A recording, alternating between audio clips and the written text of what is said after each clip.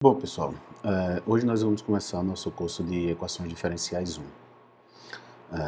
Na aula de hoje, nós vamos falar um pouco sobre definições e resultados que serão fundamentais durante o decorrer do curso. Antes de a gente começar com a teoria propriamente dita, eu quero relembrar com vocês aqui um fato simples, porém que era muito importante, que a gente aprendeu lá em Cálculo 1. Lá em Cálculo 1 a gente aprendeu que se você tem uma função que é derivável, então a derivada dessa função é ainda uma função. Por exemplo, pessoal, se você considera a função y igual a exponencial de 2t, a gente aprendeu lá no cálculo 1 que a derivada dessa função é dada por y' igual a 2 vezes a exponencial de 2t. Note que a gente ainda pode reescrever essa derivada da seguinte forma.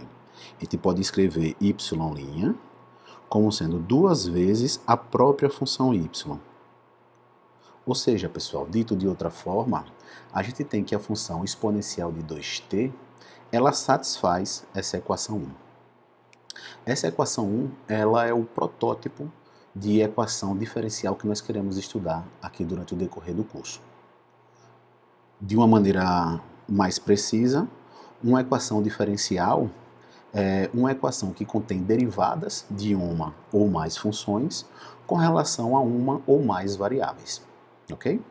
Bom, aqui no curso a gente vai classificar as equações diferenciais de 3 modos: com relação ao tipo, com relação à ordem e com relação à linearidade.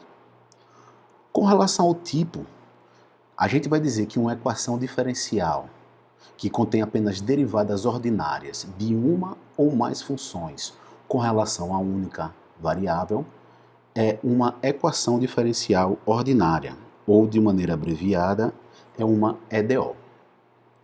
Por exemplo, aqui nesse quadro, nós temos 3 exemplos de equações diferenciais ordinárias. Observe, por exemplo, na primeira, nós temos apenas uma função y e a derivada ordinária dessa função y com relação à variável x. Da mesma forma, por exemplo, na terceira equação, nós temos 2 funções agora. Uma função y e uma função x, e nós temos derivadas dessas 2 funções com relação à única variável t. Nós temos derivadas ordinárias dessas funções com relação à variável t. Então, de acordo com a definição, esses exemplos aí são exemplos de equações diferenciais ordinárias, são exemplos de EDOs. Já, pessoal, se por outro lado uma equação diferencial envolve derivadas parciais de uma ou mais funções, de uma ou mais variáveis, então essa equação ela é chamada de equação diferencial parcial, ou de maneira abreviada, ela é chamada de EDP. Por exemplo, nesse quadro, nós temos 3 exemplos de EDP. Observe aqui na primeira equação, nós temos a derivada parcial de uma função u com relação à variável y, derivada parcial de segunda ordem, e nós temos a derivada parcial dessa mesma função u com relação à variável x, derivada parcial de segunda ordem. Isso aí, pessoal, implicitamente significa para a gente que essa função u ela é uma função que depende de pelo menos 2 variáveis, no caso aí a variável x e a variável y, e nós temos aí uma equação que envolve as derivadas parciais dessa função. Por definição, essa equação é uma equação diferencial parcial, ela é um EDP. Da mesma maneira, as outras 2 equações elas satisfazem condições análogas, da mesma forma elas são equações diferenciais parciais. Bom, no que diz respeito à classificação por ordem, pessoal, a gente vai precisar definir primeiro o que é a ordem de uma equação diferencial. A ordem de uma equação diferencial, seja ela um EDO ou um EDP, é a ordem da maior derivada presente na equação. Por exemplo, nesse caso aqui nós temos uma equação diferencial ordinária e a maior derivada que aparece aqui é essa derivada de ordem 2. Então nós temos aqui um exemplo de uma equação diferencial ordinária de segunda ordem. É importante, pessoal, que vocês tomem cuidado com situações desse tipo aqui. Observe que o que nós temos aí é a derivada da função y com relação à variável x ao cubo, e não a derivada terceira dessa função. Então tomem cuidado com situações desse tipo. Bom, pessoal, no nosso curso aqui de Equações Diferenciais 1, nós vamos estudar apenas equações diferenciais ordinárias. A teoria de equações diferenciais parciais, aqui na Universidade Federal de Sergipe, ela é vista no curso de Cálculo 4 ou então no curso específico de EDP. No nosso caso aqui, a gente vai se concentrar nas equações diferenciais ordinárias. Bom, dito isto, de maneira geral, a gente sempre consegue expressar uma EDO de ordem n através de uma igualdade desse tipo 2, onde essa função f é uma função real de n mais duas variáveis. Ou seja, essa função f é uma função que sai de Rn mais 2 com valores reais. A gente vai supor aqui, pessoal, que é sempre possível reescrever a derivada de mais alta ordem da equação em termos das demais derivadas e da própria função. Ou seja, a gente vai supor que existe uma função f contínua de Rn mais 1 em R, de modo que a derivada de ordem n da função y ela é igual à função f aplicada nessas variáveis. Ok? Essa expressão 2 que nós temos aqui é conhecida na literatura como forma geral de uma equação diferencial ordinária, enquanto essa expressão 3 é conhecida na literatura como forma normal de uma EDO. Bom, por fim, a última maneira de classificar equações diferenciais que nós vamos ver aqui no curso é com respeito à linearidade. A gente vai dizer que uma equação diferencial ordinária de ordem n ela é linear se ela pode ser escrita como uma expressão desse tipo 4, que aparece aí para vocês em tela. Aqui, g e os coeficientes que aparecem multiplicando y e suas derivadas são funções reais de variável real, ou seja, são funções com domínio nos reais e contradomínio também no conjunto dos números reais. Vejam, pessoal, uma EDO linear de primeira ordem, ela assume uma expressão extremamente simples. Nós temos aqui uma função a1 multiplicando a derivada de ordem 1 da função y, uma função a0 multiplicando a própria função y, igual a uma função g. Da mesma forma, é bem simples o caso de uma EDO linear de ordem 2. Nós temos aqui uma função a2 multiplicando a derivada de ordem 2 de y, uma função a1 multiplicando a derivada de ordem 1 de y, uma função a0 multiplicando a própria função y, tudo isso igual à função g. Então, no caso de ordem 1 e no caso de ordem 2, as equações diferenciais ordinárias lineares são extremamente simples. Um exemplo concreto aqui para a gente identificar.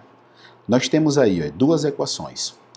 Observe que a primeira é uma equação de ordem 3, está vendo? A maior derivada que aparece aqui é essa derivada de ordem 3, enquanto na segunda equação nós temos a maior derivada, uma derivada de ordem 2. Ou seja, nós temos na primeira equação uma equação diferencial ordinária de ordem 3, e a segunda nós temos uma equação diferencial ordinária de ordem 2. No caso da primeira, pessoal, observe que a gente pode escrever a função a3 de x constante igual a 1, a função a2 de x igual a x, a função a1 de x, veja que a derivada de ordem 1 ela não aparece nessa equação. Então a gente pode dizer que a função que multiplica a derivada de ordem 1 ela é constante igual a zero. Já a função a0, que é a função que multiplica a própria função y, ela vale menos 5. E finalmente, quem faz o papel da função g, nesse caso aqui, é a função exponencial de x. Veja que, de fato, essa equação de ordem 3, a primeira equação que vocês estão vendo aí no quadro, ela é uma equação diferencial ordinária linear de ordem 3, ok? Bom, de uma maneira análoga, a gente consegue identificar aí na segunda equação quem faria o papel da função A2, quem faria o papel da função A1, o papel da função A0 e o papel da função G. E, de fato, nós temos também que a segunda equação é uma equação diferencial ordinária linear. Uma observação importante, pessoal, é que os coeficientes que aparecem multiplicando y e suas derivadas e a função g, eles não podem depender da variável y. Eles, no máximo, dependem da variável x. Ou seja, os coeficientes e a função g, ou eles são constantes, ou são funções que dependem apenas da variável x. Por exemplo, aí, nesse caso aqui, nós temos uma equação diferencial ordinária de primeira ordem, porém, o termo que aparece multiplicando aqui a derivada de ordem 1 é uma função que depende da variável y. Bom, uma vez que ela depende da variável y, essa EDO ela não é linear. Da mesma forma, essas duas equações que aparecem para vocês aí na tela não são equações lineares. A primeira, porque nós temos um seno de y aqui, e a segunda porque nós temos aqui um y ao quadrado. Ok? Bom, nós já sabemos então o que é uma equação diferencial, já sabemos distinguir uma equação com relação a tipo, ordem e linearidade. O que nós vamos fazer agora é definir o que vem a ser uma solução de uma equação diferencial. No nosso caso aqui, uma equação diferencial ordinária. A gente vai dizer que uma função φ, ela é solução de uma EDO de ordem n em um intervalo i, se essa função possui pelo menos n derivadas contínuas e quando eu substituo a variável, a função y da equação por φ, a igualdade ela é verificada para todo x dentro desse intervalo. Vamos ver isso com um exemplo prático. Nós temos aqui uma equação y' igual a x vezes raiz de x e aqui nesse exemplo está dizendo para a gente que a função x² sobre 16 ela é uma solução dessa EDO. Bom, nós temos que testar então duas coisas, pessoal. Nós temos que testar se essa função ela tem derivada contínua e nós temos que testar se ao substituirmos φ nessa EDO a igualdade é verificada. Bom, se a gente deriva aqui a função φ, a gente aprende aqui, lá em cálculo, que isso é dado por 4 vezes x² sobre 16. Isso aqui, por sua vez, é x³ sobre 4. Bom, x³ sobre 4 é uma função polinomial. A gente aprendeu lá em cálculo que funções polinomiais são contínuas. Então, a derivada de φ é uma função contínua. Primeira condição, beleza, foi verificada. Vamos agora substituir φ na equação e ver se a igualdade também é verificada. Substituindo aqui, ó, nós temos x que multiplica a raiz quadrada de φ. Lembre-se, φ é x² sobre 16. E nós vamos tirar a raiz quadrada disso aqui. Isso aqui vai dar, então, tirando a raiz quadrada, x vezes x² sobre 4, que por sua vez é x³ sobre 16, que como nós acabamos de comprovar, isso aqui é a derivada da função φ. Então, pessoal, a função φ possui derivada contínua e ao ser substituída na equação, a igualdade é verificada. Por definição, φ é uma solução dessa equação diferencial. Vamos ver aqui um outro exemplo, agora um EDO de segunda ordem. O que nós vamos ter que fazer? Mostrar que essa função φ possui duas derivadas contínuas e que quando nós substituímos essa função na equação, a identidade é verificada, a igualdade é verificada. Então vamos lá. Derivando essa função φ, nós vamos obter deixa eu apagar aqui. Nós vamos obter x exponencial de x mais exponencial de x, uma derivação simples aqui utilizando a regra do produto, pessoal. E a derivada de ordem 2 dessa função, derivando aqui novamente, vai ser x exponencial de x mais 2 vezes exponencial de x. Bom, aqui nós obtemos somas e produtos de funções contínuas, que como nós aprendemos lá em cálculo, isso nos dá funções contínuas, né? Então, de fato, a função φ tem duas derivadas e essas duas derivadas são contínuas. Vamos agora substituir φ na equação e observar se a identidade é verificada. Substituindo, nós vamos ter a derivada de ordem 2 é x exponencial de x mais 2 vezes exponencial de x menos 2 vezes a derivada de ordem 1. Vai ficar menos 2x exponencial de x menos 2 vezes exponencial de x mais a própria função φ mais x exponencial de x. Vejam, pessoal, olha, nós temos aqui x exponencial de x menos 2 vezes x exponencial de x mais x exponencial de x. Ou seja, esses termos eles se cancelam. Da mesma forma, nós temos aqui 2 vezes exponencial de x menos 2 vezes exponencial de x. Ou seja, o resultado disso aqui é zero. Dito de outra forma, φ é uma solução da EDO y duas linhas menos 2y' mais y igual a zero. Em alguns casos, é interessante nós buscarmos por soluções de equações diferenciais que satisfaçam condições previamente estabelecidas. Para que isso se torne mais preciso, vamos considerar I um intervalo real, f uma função definida em I cartesiana Rn com valores reais e vamos fixar um número x0 dentro desse intervalo I. O problema de encontrar uma solução de uma equação diferencial de ordem n que satisfaz n condições previamente fixadas, ele é chamado de problema de valor inicial e vai ser abreviado como PVI. Essas condições previamente fixadas, pessoal, na teoria é comum a gente chamar isso de condições iniciais do PVI. De uma maneira mais simples, a gente vai representar um PVI simplesmente escrevendo a equação diferencial, que nós estamos buscando a solução, e abaixo dela nós vamos escrever as condições iniciais que nós queremos que essa solução satisfaça.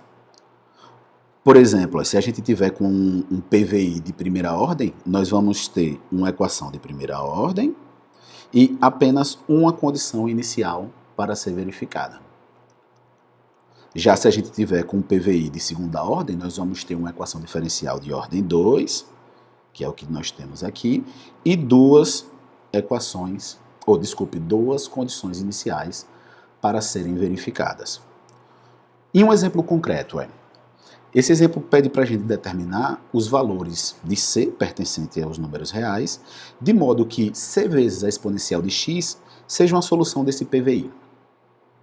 Vamos lá fazer essa conta?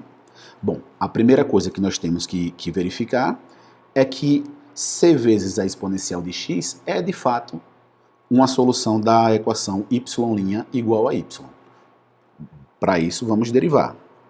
Se a gente deriva y' de x, a gente aprendeu lá em cálculo que a derivada da exponencial, nesse caso aqui, é ela mesma, né? Isso aqui é c vezes a exponencial de x, que é a própria função y. Ou seja, essa função, ela satisfaz a EDO. Então, beleza, ela já satisfaz a primeira condição para ser solução do PVI. Agora, nós temos que determinar o valor de c para que a condição inicial seja verificada.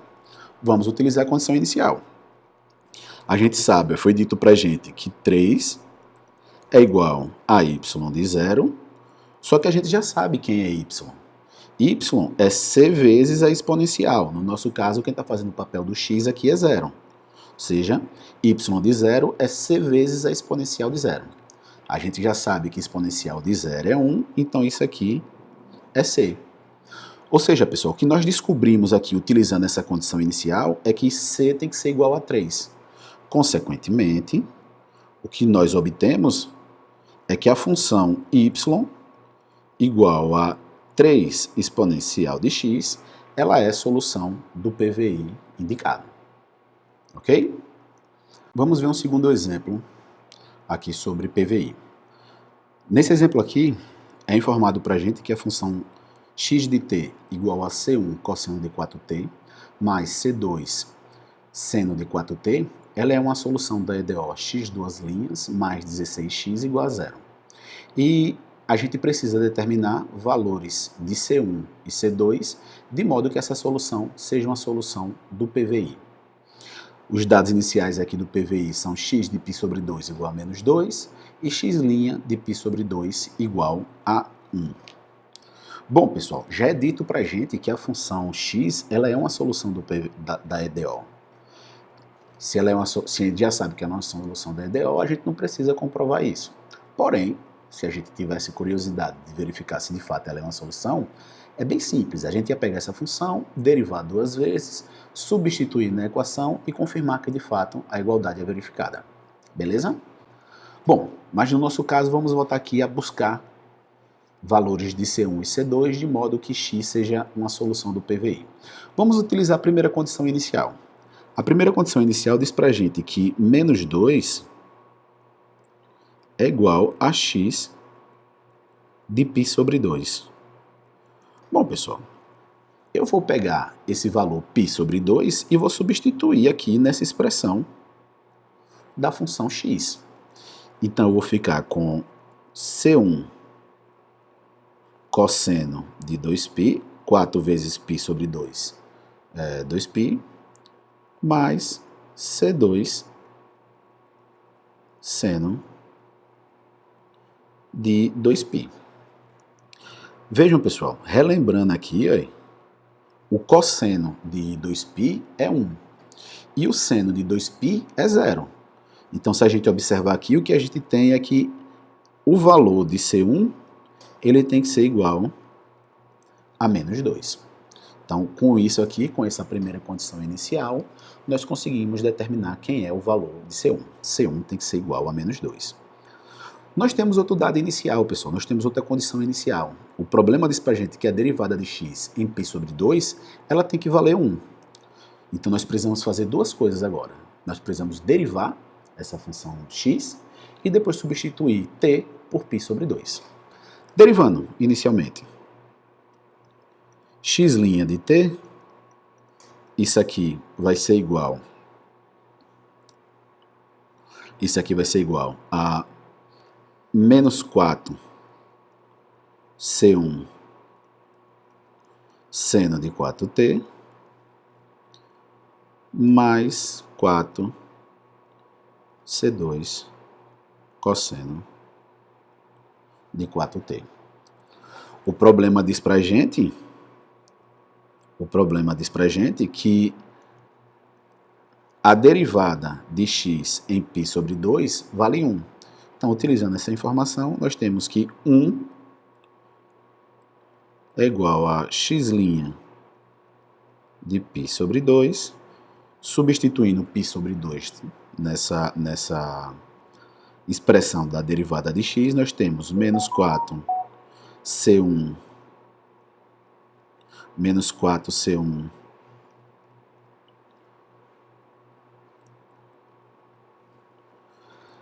seno de 2π mais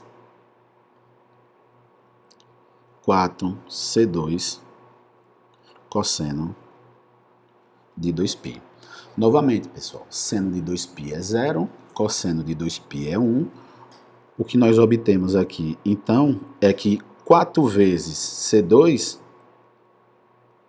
é igual a 1, ou seja, nós temos que C2 é igual a 1/4. Então, os valores de C1 e C2 para que a função x seja a solução do PVI são C1 igual a menos 2 e C2 igual a 1/4. Ok? Nesse exemplo, pessoal, nós temos um PVI dado por y' igual a x vezes raiz de y. A gente já tinha visto em um exemplo anterior que a função x elevado a 4 sobre 16 é uma solução dessa EDO. E observe que φ de 0 é 0. Então a função x elevado a 4 sobre 16 ela é uma solução desse PVI. Da mesma forma, a função identicamente nula, ou seja, a função que pega todo o valor x e manda em 0, ela é também uma solução desse PVI. Então esse PVI ele tem uma coisa interessante, ele tem pelo menos duas soluções. Esses três últimos exemplos, eles despertam na gente um questionamento bastante importante. Será que um PVI sempre possui solução? E outra, será que quando esse PVI possui solução, essa solução é única? O último exemplo mostra pra gente que em geral não. Nós vimos agora há pouco que aquele PVI y' igual a x raiz quadrada de y com condição inicial y de 0 igual a 0, admitia duas soluções. A gente vai ver agora um teorema que ele é fundamental para o nosso curso. É o teorema chamado Teorema de Existência e Unicidade de Solução. Ele diz para a gente o seguinte, ó, seja R um retângulo do R2 que contém um ponto x0 e y0, e seja f uma função real definida em R. Se f e a derivada parcial de f com relação à segunda variável são funções contínuas nesse retângulo, então a gente consegue um intervalo em torno do ponto x0, ainda contido no intervalo AB, e uma única solução definida nesse intervalo I para o PVI y' igual a f de x e y com condição inicial y de x0 igual a y0. Vejam, apesar desse teorema ser fundamental, nós não temos ferramentas para fazer sua demonstração aqui no nosso curso. Contudo, a gente tem capacidade de utilizar esse teorema. Por exemplo, nós estudamos agora há pouco o PVI y' igual a y com condição inicial y de 0 igual a 3. Observe que nesse caso aqui, quem faz o papel da função f de xy é a função y, é a função que pega o par xy e manda em y, manda na segunda coordenada, e se a gente deriva essa função com relação à segunda coordenada, a gente tem uma função constante. Ou seja, a função f e sua derivada parcial com relação à segunda coordenada são funções contínuas. Então elas satisfazem a condição do teorema de existência e unicidade de solução. Veja que essas duas funções são contínuas em qualquer região retangular que contenha o ponto 0,3. Quem faz o papel aqui do ponto x0 e y0, na enunciado do teorema, é o ponto 0,3. Então, aplicando o teorema, ele garante para a gente um intervalo em torno do ponto 0, em torno do número 0, de modo que a função y igual a 3 vezes a exponencial de x é a única solução do PVI.